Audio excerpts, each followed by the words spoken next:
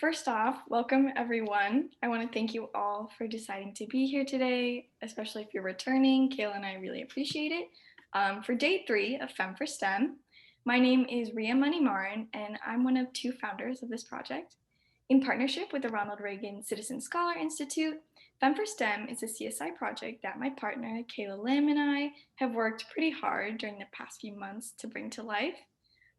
Working hand in hand with high school students to create a positive impact, Royal High School's Citizen Scholar Program encourages students to design a project that will improve the lives of those in their communities and further. We decided to kind of touch on both of our similar appreciation for more involvement between women in STEM in order to host this project during the first week of International Women's History Month, if you didn't know. That's why Femme4STEM was created. With this kind of intent in mind, we wanted to introduce students, especially young women, to professional women who are pursuing a career in STEM in order to provide a forum for questions with no bounds. So without further ado, we would like to introduce each of the featured panelists today so we can all get to know them just a little bit better. So first off, I would like to start with Sarisha Pulipati. Sarisha is currently a global account manager for solid-state drives and sales at Intel. However, her work experience ranges from engineering to marketing to sales. In addition to her work in STEM, Sarisha is actually a councilwoman on Rancho Cordova's City Council, elected in November 2020 as both the first Indian American woman and woman of color to this position. Our second panelist for today is Veena Vijayaraj Katidal. Currently, Veena is an information technology analyst at Placer County, but taking her medical background into account, she's more so a health information technology analyst. Outside of the workplace, though, Veena is active in her community through her impactful public speaking, through her role as division director at Toastmasters. She set her sights on a leadership role at a health organization. So today's topic is equalizing STEM education, which we both think is very appropriate for our panelists today. And with the rise of policies around education, lawmakers have worked to create equal opportunity for students without discrimination based on gender. Title IX is a prime example of such policies, as a federal civil rights law that prohibits sex discrimination in any education program or activity receiving federal financial assistance. Organizations like the AAUW, which stands for the American Association of University Women, as well as the Society of Women Engineers, also strives to achieve these same goals. Although these laws and organizations have been more or less effective, there's still much work to be done. The existence of this Women in STEM event just proves that. Before we start off the interview portion of the event, I want to emphasize the importance of the opinions of everyone watching this webinar right now. We have the Q&A function enabled, so throughout the event, please send in your questions and your comments, as we love to hear your thoughts. After the interview round is over, we'll address everything that is piled up in the Q&A box. To begin, I'd like to ask our panelists this question. How do you feel about the current STEM education you have received? For example, do you feel it was inclusive, fulfilling, or lacking in areas? And either of you can just kind of start and maybe bounce off each other. You want to start off, Weena? Sure. Are you talking about inclusive of women? Honestly, in general, so yeah. You can definitely address that first if you would like. Okay. The education I received has been phenomenal, whether it's a male or a female. I think for me personally, I grew up in a place where women had equal rights. So I was able to, I grew up in India, so I did my medical background back in India. I did my medicine in India. And I had the same opportunities that my brother did. And I think coming from a really very positive family where women's empowerment was a big deal for my parents, especially my mother, it just became a natural part of what I wanted to do and where I wanted to go. So education from the medical background worked fantastic. And then when I moved to the US, I went back to school and I had no problem accessing the IT education that I needed. And everything that a male was able to access, I was able to access. So from that perspective, I would say absolutely. For me, I have had no problem accessing education as a woman. So I'd like to add to that, right? So there is a really good STEM education and resources that are available today in the country. The key is that for women, we have this perception, right? And as early as first grade, you see that girls are less likely to go into these fields of, science and math. We kind of gravitate more towards arts and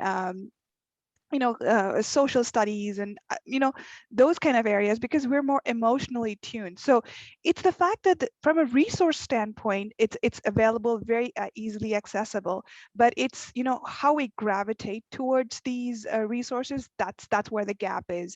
And like Rina said, because I grew up from a strong family where education was of high priority, I kind of like went to these resources, but sometimes there were roadblocks on getting there because, it's when we don't know how to go about it. And there's not a lot of role models in that area that, you can go to. That's where you see some roadblocks. But from an infrastructure perspective, from an availability perspective, it's pretty much out there today. And to add to what Siri said, one of the main things that is happening today is the stereotyping of what girls do versus what boys do. In my family, we all had the same, it doesn't matter if you were a girl or a boy, you had exactly the same kind of education. There was no stereotyping in terms of, oh, you're a girl, so you just got to play with the pink stuff and the Barbies or whatever it is. Whereas it was just pretty much free for all. All of us did the same things that we wanted to do. And I think that's the one thing that I'm noticing a lot more in the US, because in India, we don't have the concept of pink versus blue. We didn't have, okay, boys versus girls. It just was whatever it was. Yes, there's a lot of not enough information for girls. There's a lot of stereotyping in India also with the Yeah, girls. I was gonna say it's But yeah. I think it depends on your family and how you grow up and who you're around, who your role models are. Because frankly, for me, I had amazing role models, which is one of the things I would love to talk about that a little bit later. But that is one of the reasons why I think STEM changes for women. And hopefully that's changing now, because when you think about the fact that you have one of the women, an Indian woman who actually pioneered, or she was one of the main people who actually was part of the perseverance. That is, okay, she looks like me. And that's the whole idea of the role model, where you go, there is someone who looks like me, or Kamala Harris for that matter, to say, you see a little girl saying, okay, she looks like me. So we need more women who look at other women saying, yes, she is in STEM and she looks like me, and it's not abnormal for us to actually go into STEM. And I think that's where we're coming from. Yeah. If I can also add, I know both of you have experience in kind of different STEM fields. Like in Avina, you said that you both did medicine and kind of some IT work. And I know Siri does her work at Intel as well as kind of political science. So I wanted to ask if you felt that there was a difference in the way that your STEM education, I guess, was given to you, or how you're treated in the workplace in those different areas of STEM.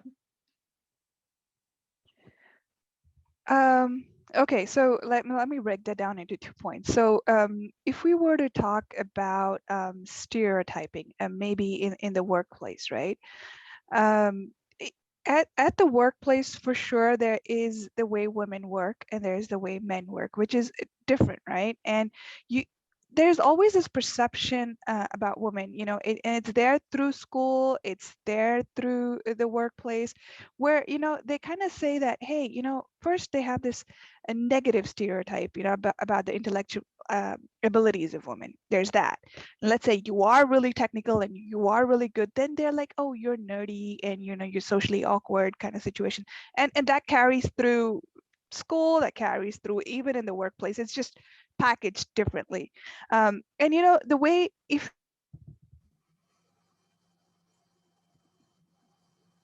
I think it may have froze. you're too cross, rude, if you're too soft, you just have, the thing is, you got to be, was it something It may have For a froze. second. so it's the key. Can you hear me? Yeah, I can hear you. Okay, you just froze for a little bit, but you can continue. Okay. Is this better? Yes. The key is just to be true to yourself in all of these areas, right? Even in the workplace in a tech workplace where right now there is a lot of emphasis in order to make, there's this women's empowerment going on. So HR has been trained, managers are trained on how to treat women, how to work with women. So we have a lot of that going on, at least in the tech companies, where we have this backing to go to. Going back to my political world, right? Like Veena said, this is me coming completely away from what I do as a day job.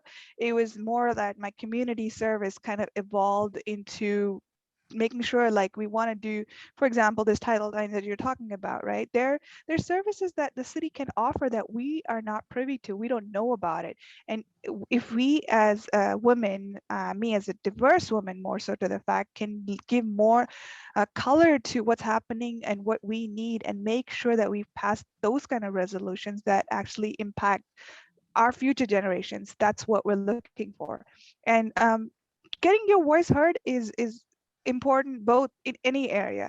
And like I said, seeing role models like Kamala Harris, or it makes a big impact. And I've heard, since I've been elected, that a lot of women are like, okay, now I know these are careers and options that are available to me. I know I should be speaking up versus just taking whatever I have for granted.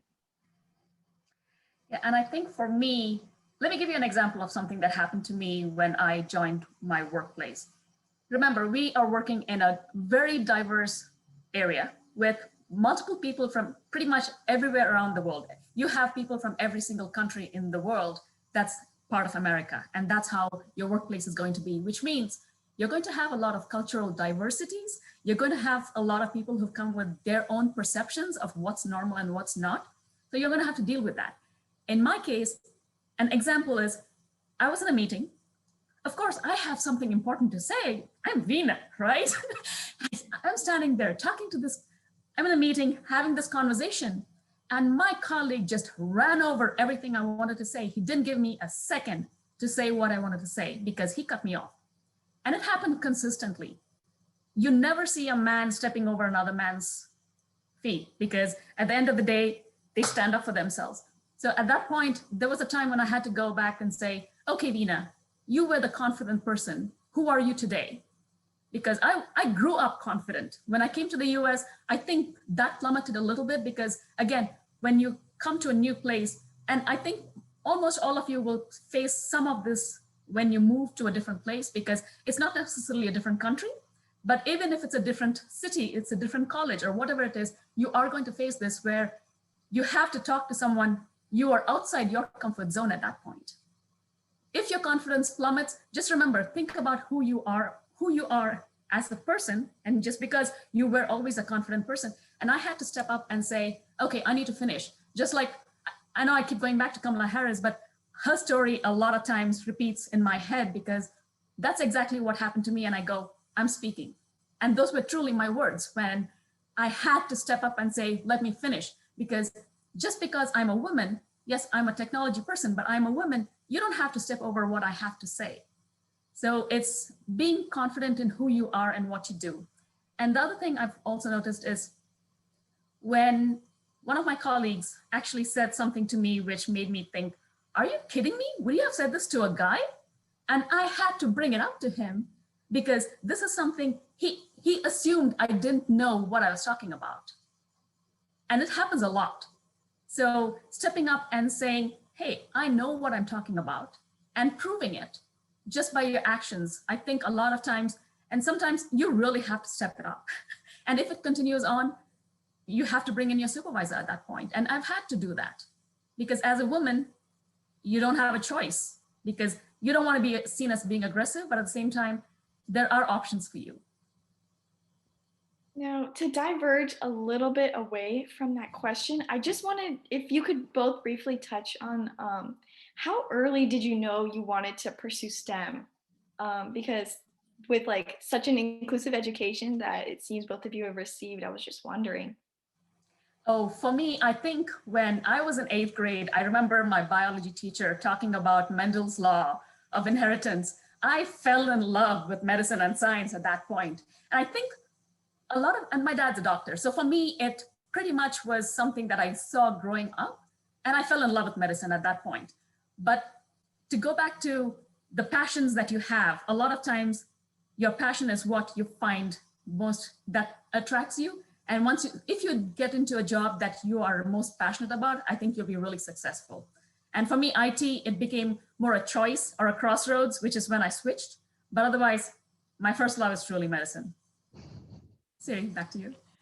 On my end, honestly, I had no clue what I wanted to be growing up. I jumped all over from air hostess to an architect to, you know, hotel management to whatever, right? I flitted all over the place. But what actually happened was in the Asian community, you're usually going towards a professional career. Either it's a doctor or an engineer or maybe a chartered accountant. And if you don't know what you're going to do, you kind of gravitate to one of these three careers because, you know, you don't know what else to do. So you're like, okay, we'll go with the flow because that's what everybody else is doing. And that's why, you know, for example, if you see, there's a lot of, when you go to a nail salon, you see most nail salons are from Vietnamese, right? Because when they come in and they're like trying to start their career and a lot of their peers or friends are into nail salons. Or you see a certain community is, you know, running 7-Elevens because again, that's how it is.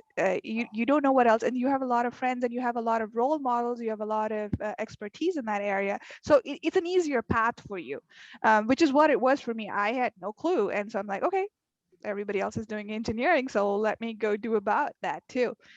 That's why you see my career is all over the place, and I'm not so much an engineer, but you know, I have that background, and then I jumped from engineering to marketing and marketing to sales, and then I have my community service, which is what developed into me being an elected official.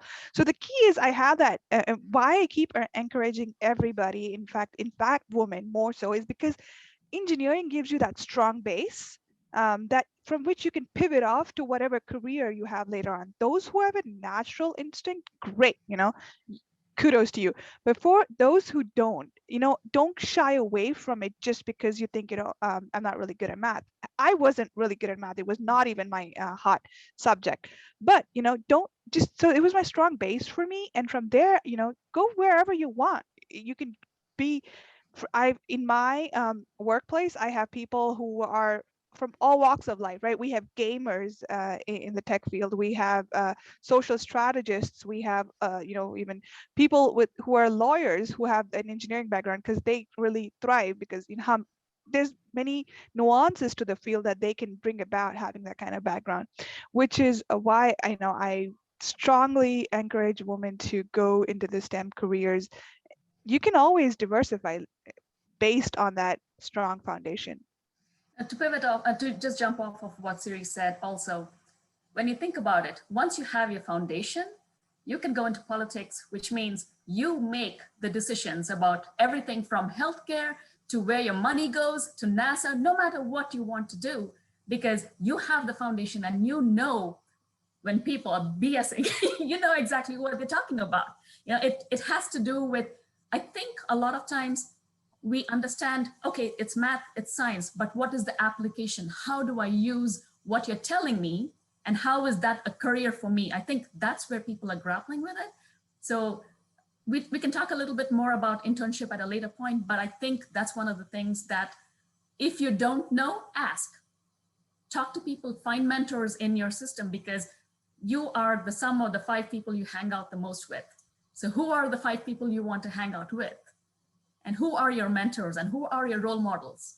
So that's what I would say. Now, you, with the topic of having a mentor, in my personal experience, so Kayla and I have once, in our sophomore year of high school, we were 2 of maybe 3 or 4 female students in our computer science class. Currently, I'm one of 2 girls in my AP Computer Science A class, and it's the first time I'm having a female computer science teacher. Shout out Mrs. Clark if she's watching. But I wanted to ask, what would you like to, or maybe wish to, considering your positions, implement in order to help make STEM education more inclusive and accessible? There's definitely a perception about it where I think Siri touched on this, where women are don't feel that they're capable of taking these classes that are more technical, more analytical. So what would, again, I'll restate the question. What would you like to, or even plan to, considering your positions, implement in order to help make STEM education a little bit more accessible?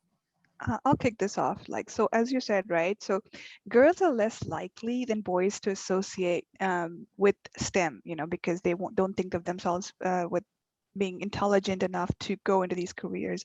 And given how impactful these kind of stereotype can affect a person, you know, this is where since your teacher isn't, you know, this is where parents and teachers can step in and, you know, educate on this fact, you know, and shield girls from the belief that they're less intellectually capable and therefore less suited to STEM than a boy. So this is something that, you know, when I go in and do STEM training at schools, and I actually go into elementary and middle school rather than high schools, because I want to lay that foundation out from the very start. I go in and, you know, say, you know, it's very simple, right? You don't think of programming as something that you need to be like, it's very simple. Like, and you give them like 2 pieces of bread and say peanut, and give them peanut butter. And I'm like, kind of help them write a program on how do you put peanut butter on bread, you know. So and girls are like, oh, that's so easy. I'm like, yeah, that's what it is. That is what engineering is. It's just a step by step process in order to get to your final solution.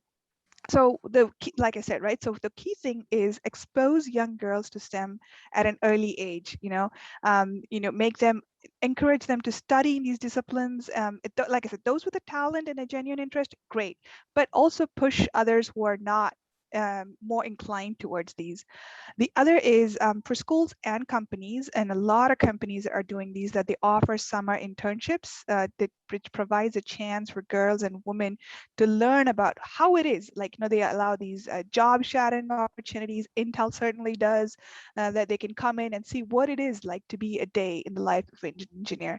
I've taken my sons, I have 2 boys, many times, and they think it is so cool.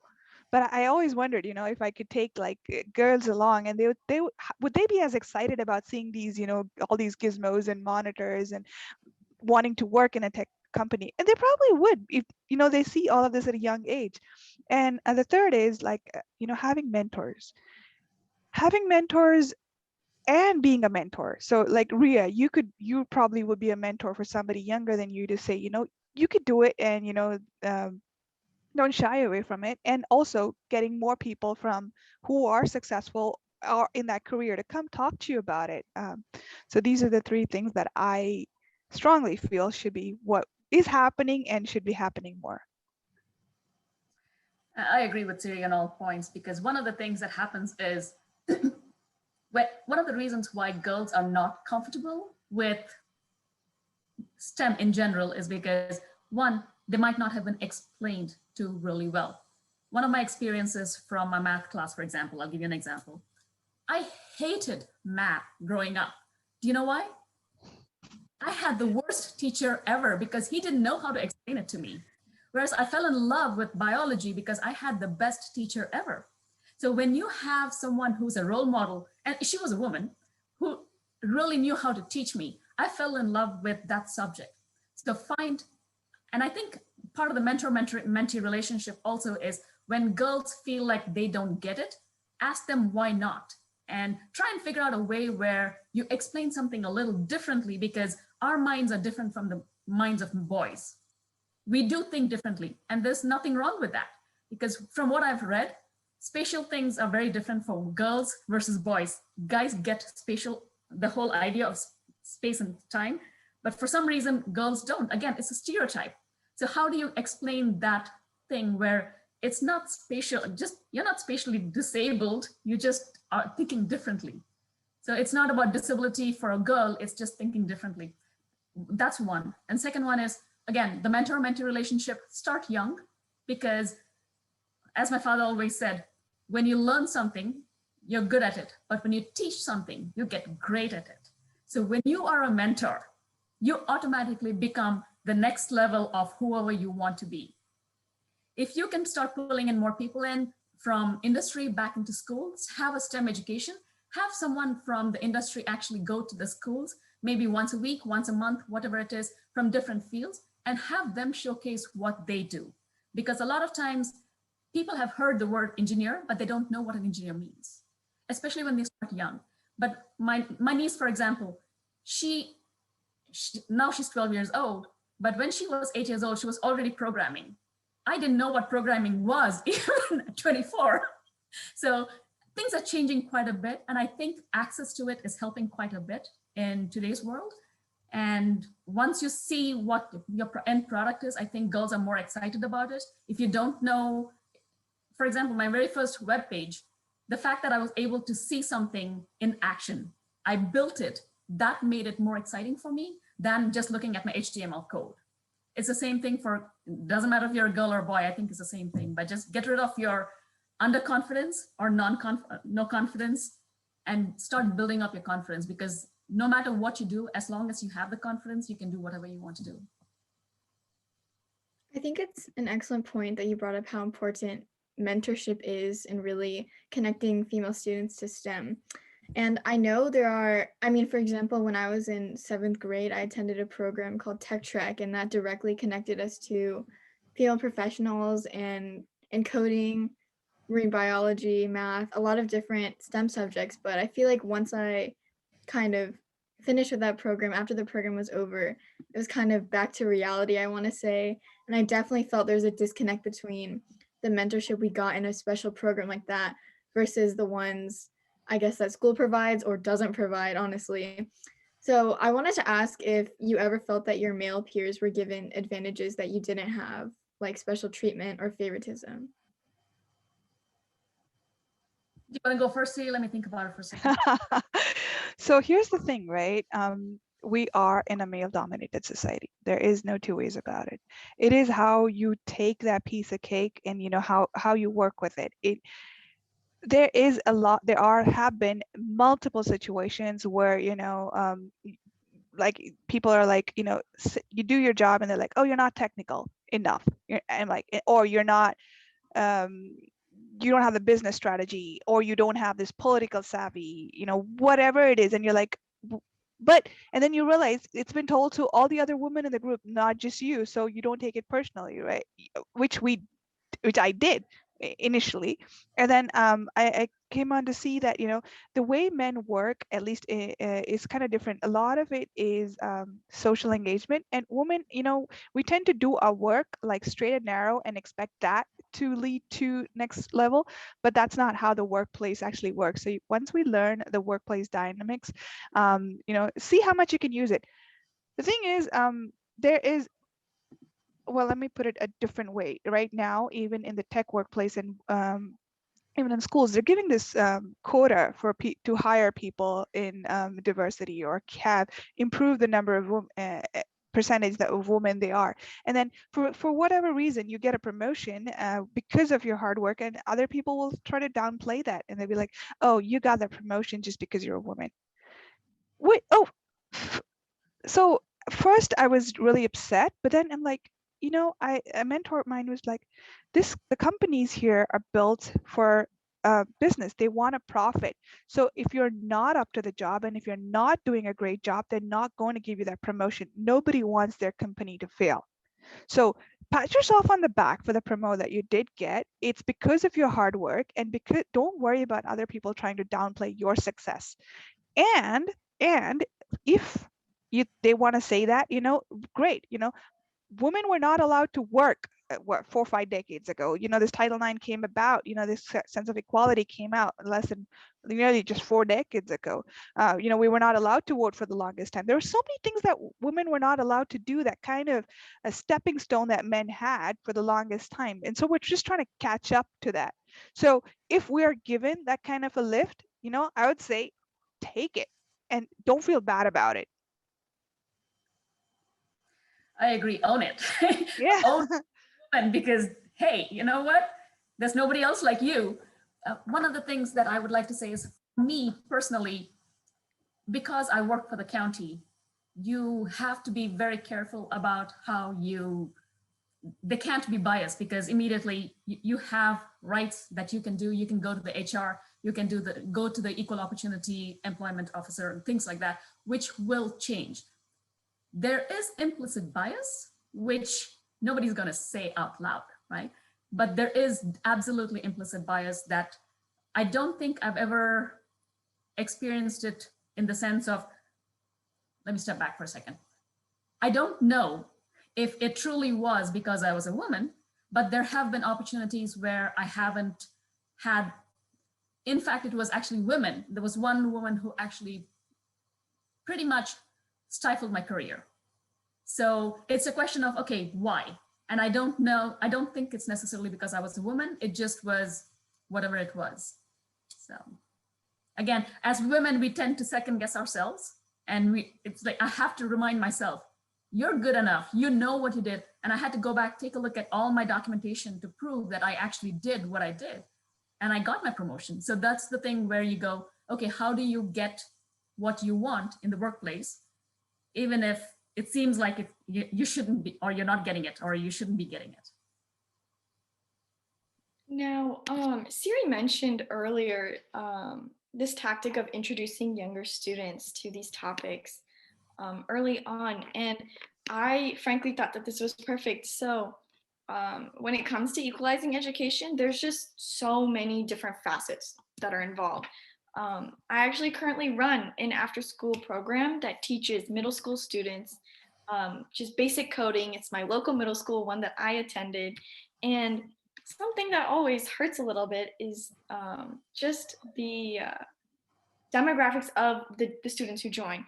It's almost always maybe a 2 female to 10 male student ratio, which blows my mind. And I wanted to ask, what do you think we can do to encourage young students to like voluntarily take the leap? Or on the other hand, do you think it should be mandatory for students to be taking classes in STEM aside from like your basic science class or math class? So there's this thing, right? So the more they see women and girls like you and Kayla starting up and leading STEM classes, you will get more people to come join. You can take a horse that pond, but you can't make it drink, right? So making it mandatory will just make them more, you know, they might not want to go to classes in. I certainly wouldn't want to be pushed into doing anything.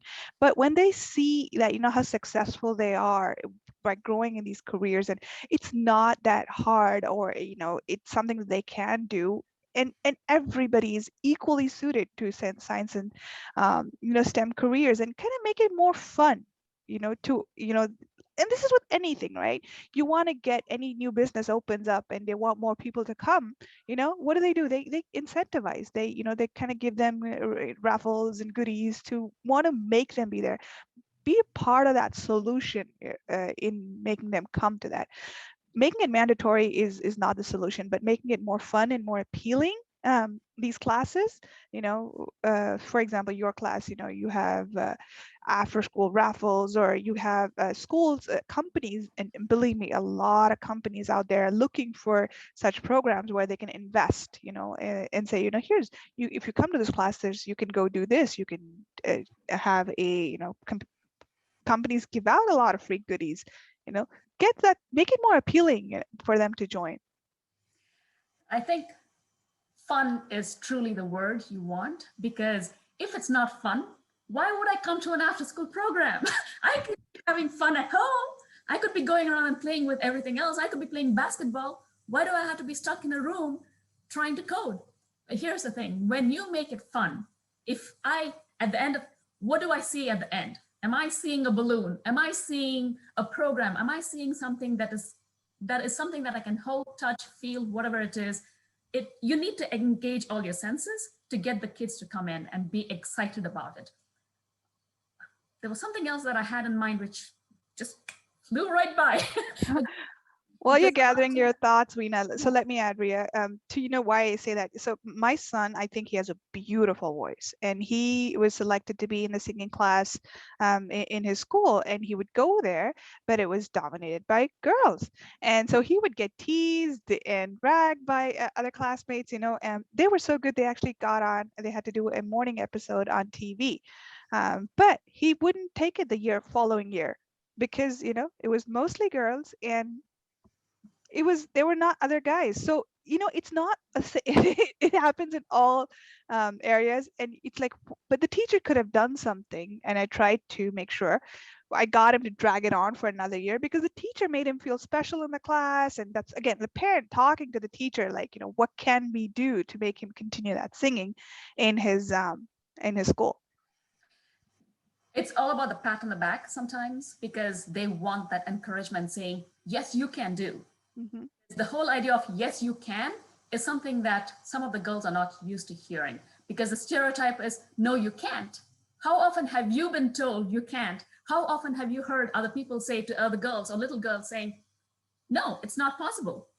Why not? Yes, anything is possible if you put your mind to it. Just try it. Again, I think this is one of the things I told Ria earlier. If you run into a brick wall, try and figure out a way to get over the wall or under the wall or behind the wall, around the wall. Because this is Randy Pausch's last lecture, which to me, I wish I had known this earlier. I wish I had the mentorship. Again, I go back to mentorship because when you're talking to those little girls who are coming to the school, the middle school, why are they not coming? Are they having other issues at home where maybe their parents are not allowing them, or the parents don't understand the value of STEM? Because it's not just you working hard, it's the parents working hard, the teachers working hard, the community working hard. And it's all about how you showcase it and how you pull them in. Because the minute they get excited, this is what I wanted to say, WIFM. Have you heard that word before? I haven't. Okay, WIFM is an acronym, which is what's in it for me. WIFM. WIIFM. This is like, what would Jesus do? Me? Sorry? It's my strategy because the best thing about public relations is the minute you understand why it's important to me, I will go there. If you don't address it for me, I will never show up. No matter how much you try, whatever gimmicks you give, no matter what freebies you throw at me, unless it's something that's important to me, unless it gets me to my goal, I will not show up. So think about that in terms of how you could help more kids come in. And if you don't just focus on, if you focus just on the female side of the world, I think, again, you might potentially be failing. So while you want to pull the females in, you also want to talk about the males, because how do you bring more people in? If my brother and I are both there, and if both are interested in it, hey, maybe both of us can come in. So try and get more people involved that way, because again, while we want the female role models, there's nothing wrong with having male role models also, because yes, if I want to see another woman because I want to see someone who looks like me, but my dad was my role model. There's nothing wrong with having a male role model at all. All right, I'll definitely take all of your advice to heart. I should have maybe jotted down some notes. All right, all right. No, you guys are like already miles ahead of where we were, even, at your age. You guys have your path charted out, you're having these groups, and the number of participants that you have, you could have been out there, enjoying playing video games or whatever it is that kids these days do. Thank you so much. I am so impressed by just the fact that it is such a well-organized webinar, and your questions are exactly what I think, I'm hoping people are willing to hear or wanting to hear, and hopefully they'll take back something with them that'll help get more people, more girls involved in STEM, more of themselves being more excited about careers, because no matter what your foundation is, whether it's science, technology, engineering, no matter what it is, there's always a foundation that you can build off of. Because yes, I skipped my medical education and went into IT, but again, there's always a meeting of the minds somewhere. You can figure it out. Thank you. So I think I also wanted to kind of touch upon, I think with him, that's such an interesting point, because I feel like to bring it back to kind of policy's role in equalizing education, I mean, personally, I did some research on Title IX, like independently through a professor. And I know that, I mean, personally, I believe it's a very necessary policy, but I feel like some parts of it aren't necessarily the best way we can approach things, especially since with a policy that is nationally implemented like that, it can be so hard to personalize it to each school. So I wanted to ask, what are your opinions on policies that equalize STEM education or education in general? And what do you recommend schools do to truly implement that policy and make it worthwhile for students and faculty that are helping those programs? So from an educator standpoint, right, the key thing, as I said, there are a lot of resources already available. There's a lot of programs that are in place today. It's more along the set of getting that perception out that this is not a program that is for everybody. This is only somebody who's getting all A's or all A plus to the fact that, you know, we want to bring it to this program. That is not what engineering is all about. That is not what STEM is all about. This is for everybody. There are many layers to it, and there are many facets to this program. And, you know, everybody should join and find what it is that they want to get in. So it should, the education should be that it's not, you know, you don't have to get 100% on your math in order to join these programs. You could get like whatever it is, you know, whatever grades you're getting and still be an extremely successful, and now let me point that out, extremely successful in an engineering career, irrespective of what your current grades are. So get that. It just builds you a foundation to leap out of, to go to wherever you're more passionate to. I think for me, when they talk about equalizing education, a lot of times what happened in the past is I think girls didn't get an opportunity. It's essentially the same thing as discrimination based on race or sex or whatever it is, right? Especially now in today's world, because of the fact that you have a whole bunch of other genders also, which I think is one of the main reasons why they have Title IX. Because if I'm not mistaken, correct me if I'm wrong, right? Kayla? I mean, yeah, that I believe you're correct. Okay, because I do believe one of the main reasons why it is important is so you don't get discriminated against. While there's equality, it's about trying to make sure there's no discrimination. So if there is discrimination, if you find something that is going on, you have options, you have opportunities to make sure that you are not sidelined by it.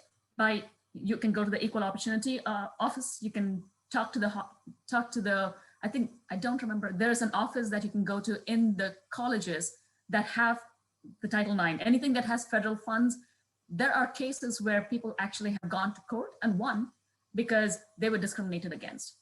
So again, I think understanding what it means and what it means to you as a person, and especially if you're a woman, it doesn't matter because Title IX is not just for women, it's for anybody.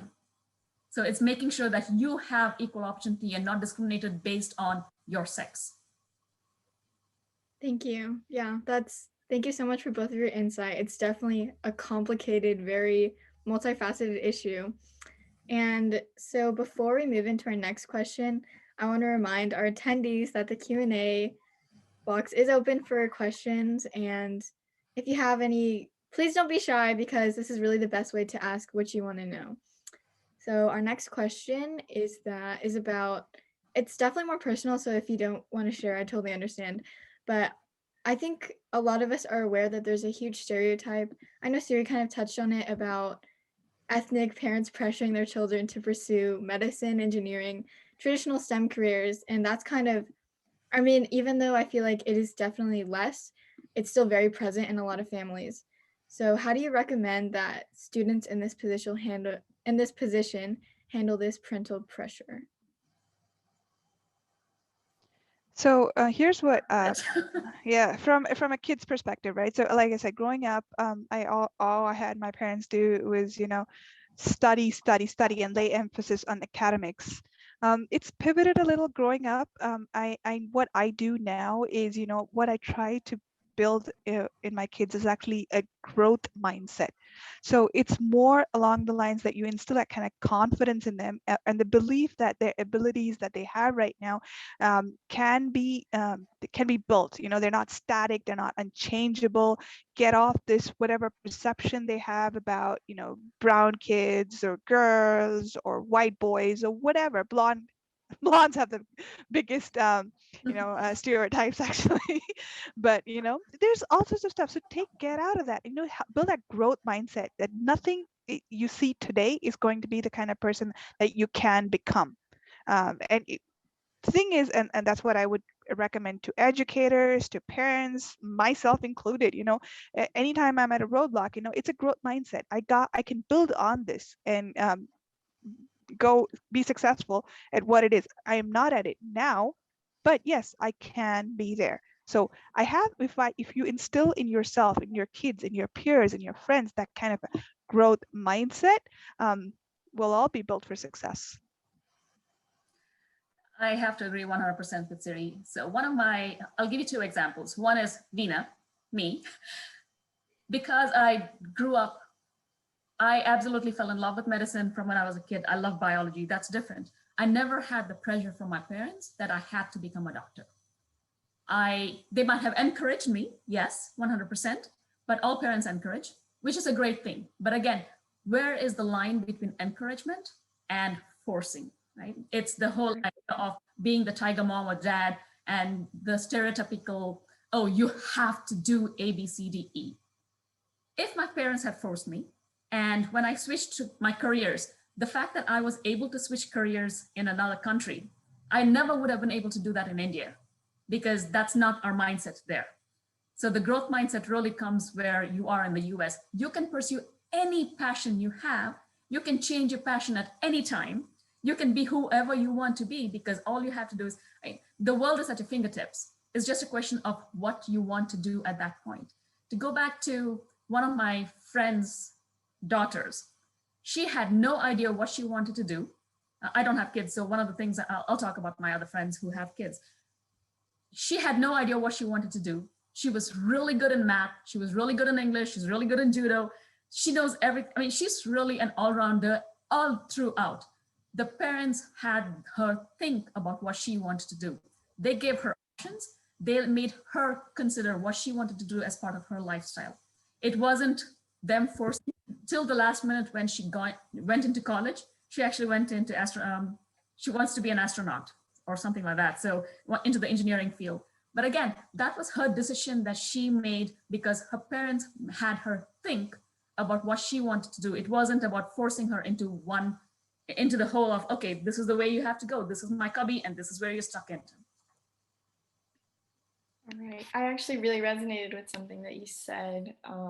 I think a lot of people, this is more so me speaking to the audience. I'm not sure if I just have a question, but I think it's important to realize that picking a career is not always a fixed decision that is going to characterize your life. I'm majoring in computer science, but honestly, I don't know where I'll go after college. Who knows what I'll do with the degree? So honestly, I think it's more so playing it by ear, but in a smart way. So with that, I just want to say that that concludes the interview round of the event. I want to thank Veena and Siri for their flexibility and advice when it came to answering our questions. I hope that our audience has come out with different perspectives on the topics that we've talked about. But now I'd like to handle everything that through the Q&A box. So the first question that I will address is from an anonymous attendee, and they ask, have you ever seen the effects of a changing mindset in terms of women pursuing STEM? Example, mentoring a student yourself through friends and family, etc., firsthand. Can you elaborate on that a little more? So what I think they're asking is, have you, so something that Veena was talking about was that mentorship. Have you ever seen the effects of building relationship with a woman who was pursuing STEM firsthand? To answer that, I have not mentored girls on a regular basis to see that change in mindset, but in the workplace, right, I have definitely mentored women who are in their career to grow, and mostly it was women are very emotional when it comes to the feedback that they receive, and it was kind of guidance to the fact that this is feedback, just take it and see what you can do. It's not against you personally, because that's what women think. Oh, the project deadline is, you're late on a deadline, and they think it as a personal affront, you know, saying, oh, they think I couldn't do my work on time or whatever. So the thing is to make sure that they don't receive the response emotionally, but more for the work, right? And take it away from you and to the work, and see how you can build on that. And so I've seen women grow, at least my mentees, on that, you know, the fact that they were able to respond more clearly and not be too emotional with the kind of feedback that they do receive. Same for me. I actually mentor a lot of women in IT, especially, and pretty much what they deal with on a daily basis is exactly what Siri is talking about. It's how you react to your supervisors, how you react to your peers, how they make you feel not so great. But again, it's a mindset in terms of, yes, you want to do well, but at the same time, it's your confidence starts stuttering a lot when you get feedback. And sometimes, even in today's world, people can be nasty in the US, which is shocking to me because you're not used to seeing that kind of behavior, but you do. Because one of my mentees actually comes in crying. I get a call almost every week with her crying because her boss doesn't know how to react to her. So I think as women, especially, one of my recommendations for you is don't take anything to heart that they say. Try and ask yourself, but don't question who you are as a person, and don't lose your confidence in terms of who you are. Just because they have a problem with it, it's a mindset. It's a mindset in terms of the product versus the person. If you distance yourself from that, I think that would help a lot. Thank you. So our next question is also from an anonymous attendee, and they're asking, what first step would you recommend for female students hesitant to pursue STEM? Get in there, just do it. Don't be your biggest what is it, devil's advocate. You stop yourself from doing it, right? So if anybody says that, you yourself are stopping yourself from going there. So the first step, get in there, just go do it. Don't be a self-saboteur. I think that's the first thing, because a lot of times we talk ourselves out of it. But more than that, here's my other question to you. If you are interested in STEM, go all for it. Try it out. If you've never tried it out before, try it. But if you've tried it and you feel like, hey, I like it, but I'm not passionate about it. I think there was something which was a really cute cartoon which had a fish climbing a tree. You don't all have to go into STEM, but if that is something that you're really interested in, go for it. If you've never tried it, there are fish that fly. That's okay. Yeah. You should try it. Yeah, I think you're saying the one that's don't judge a fish by its ability to climb a tree, right? Exactly. So. Because the whole idea is, if you don't like broccoli, doesn't mean you never like broccoli. Try it 3 times. You might like it. It's the same example. All right, so Stephanie asks, how many men did you find welcoming when it came to the STEM field when you were in the workplace or in classes? And I think you don't have to answer like numbers, but maybe like minority or majority. No, 100% of the men are welcoming women to come into the STEM field. It's when you grow past them that you'll see some sort of rebellion, in which, we will get there. But, first step, everybody is absolutely welcoming to women in the workplace. I think for me, I've had trouble with certain men because I am a strong woman. I have no problem talking my mind. If I have to say something, I'll say it. I have no problem. I am diplomatic, but again, it depends on how they are, because some of my colleagues, I've had real trouble with them. They haven't been very welcoming. But at the same time, I've had our public health director who has been amazing, because he wants to get more people into the IT side of the world. But because of my background, he was very welcoming. So I think it depends on who you are. Again, I don't want to stereotype. I won't stereotype because it's not a stereotypical thing. But again, it depends on your cultural background and how comfortable they are with women. And if they grew up with women, that's the one thing I would think about. It's a cultural thing sometimes. Okay, so our next question is also anonymous, and they're asking, is it better to get involved in STEM, clubs, etc., earlier on in college if you're unsure what you want to major in? I would say absolutely yes. Join the clubs.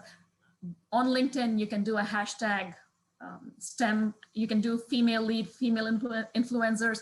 So follow these things, go to clubs, because colleges are a great way for you to find mentors, because you might have mentors from the industry in your club. If you can bring speakers, just like you are today, if you can have them come to the clubs and talk about it, I think that's a great way for you to start getting more involved in it. And you could also, just like you're doing now, start mentoring other people, because then you become a better person in your STEM field and you get to experience a whole lot more than you ever would have. And one of the things for me was when I did my internship, I wish I had known more mentors. I wish there were clubs where there was more networking, because a lot of times the networking is what gets you jobs. The networking is what helps you understand where you can go and what you want to do, because I might be interested in something today, but I might be interested in something completely different tomorrow. And I would never have found out about it if I wasn't part of a club, if I hadn't had someone else that I could speak to. Yeah, and to add to that, right, absolutely go to clubs, because this is where you find more people who are like you, and you can build on the passions that you do have. Mentors are great, but there is potentially a big gap between, let's say, me trying to mentor Kayla, because what you have to go through your day-to-day life is completely different from what I have to do. So I'll be somebody like a role model where you look up to, but when you have your clubs, you have your peers, and you can build on that and start your networking from there. What your next stepping stone is, where you can go from there. And so like Rena absolutely said, clubs are great to grow your passion. It's a great place to network, and it's a great place to go to the next level. Thank you. And I also want to add, I know this question really wasn't asked to me, but I'm also the president of Royals Women in STEM Club. And if you still are interested in exploring STEM, I would highly recommend it. Of course, I'm pretty biased, but I think it's a great way to connect with female professionals in STEM, because we do host a lot of guest speakers, and it's really just a resource to network. So, and I know Simi High School also has a Women in STEM Club, and I'm sure Santa Sue has something like it as well. So if your high school or middle school does have a club like that, I would highly recommend joining, because I really think it's a rewarding resource to build community and network with other professionals in STEM. Okay, so I think we can conclude our Q&A session there. And thank you once again so much, Vina and Siri, for answering all these questions and being so flexible with the interviews, as well as the Q&A portion. And your insight is very much appreciated. I think there was one question which came up. What changes do you propose to enlighten women empowerment? Do you want to answer that? Here's what I'm going to say on that. We've been talking about women's empowerment, so this question's probably been answered through and through, but to you empower the women in your life. How much are you appreciating your mom, your guardian, your teacher? Go appreciate what they do today. Go hug your mom after this. They need to be appreciated too. Your teacher, I mean, she's helping you with all of this. Send her a thank you card for everything that she's done helping you through this. Women empower other women. Acknowledge the other women in your life. Appreciate the other women in your life. Women thrive with that.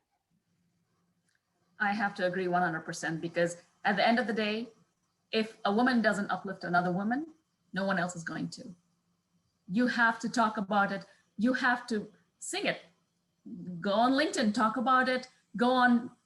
I'm not much of a Facebook person, so I don't do Facebook, but LinkedIn is a big part of my life, and I network with people a lot, but also I uplift other women. If I see something, I praise them. If any of my Toastmaster friends, if they did something really good, I go praise them. And any of my colleagues, they did well, I praise them. Because when you start giving accolades, when you start giving them a stamp of approval or a badge which says you did amazing work, that again builds their confidence, and that empowers them a lot more. Because the minute you start changing their confidence, that is empowerment right there.